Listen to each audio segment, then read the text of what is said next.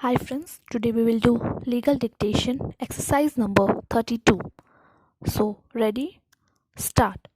The aforementioned rules provide a complete mechanism and procedure in the matter of holding an inquiry in the cases where the major penalties are imposed.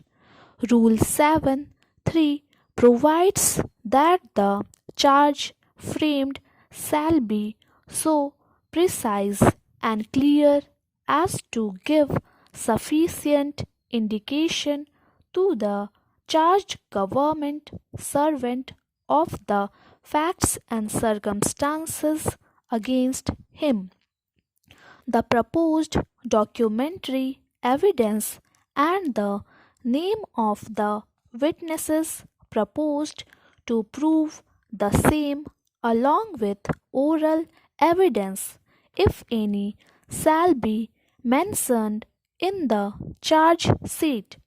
The charged government servant will be required to put in written statement of his defense in person on a specified date which shall not be less than 15 days from the date of issue of charge sheet.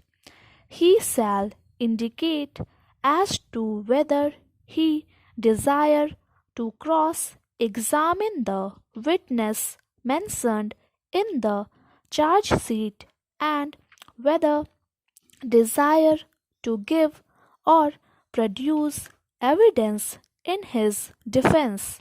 The charge sheet, along with the copy of the documentary evidence mentioned therein, and list of witnesses and their statement, if any, shall be served on the charged government servant personally or by registered post at the address mentioned in the official records in case the charge sheet could not be served in aforesaid manner.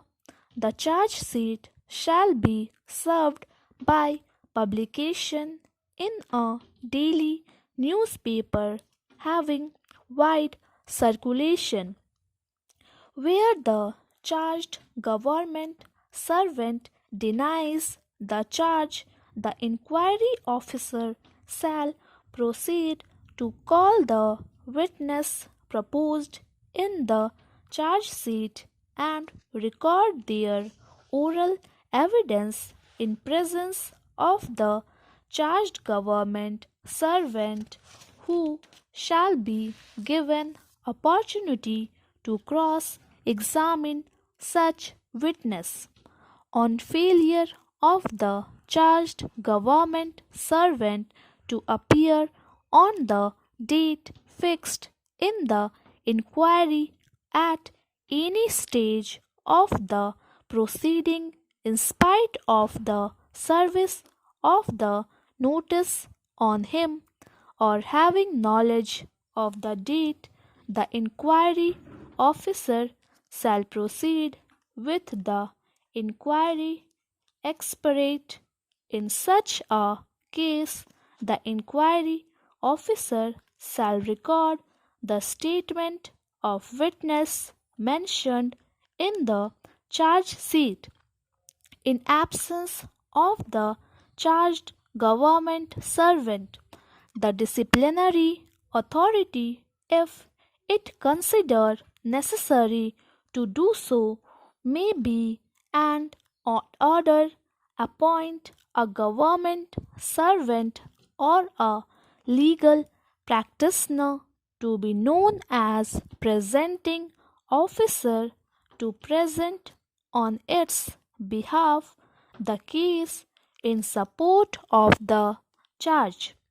The first contention raised by the learned counsel for the petitioner is that the charges are vague and do not disclose the allegation on the basis of which such charges are based.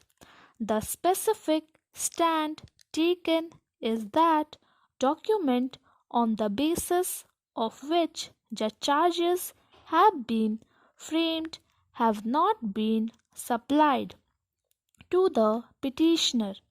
In order to substantiate his plea, stress has been laid on various communication sent by the petitioner to the respondent to furnish the document on the basis of which charges have been framed. Various correspondence have been exchanged by the petitioner with the respondent in this behalf, in which persistently it has been emphasized that he is unable to file reply in absence of document allegedly supporting the charges framed against him. Thank you.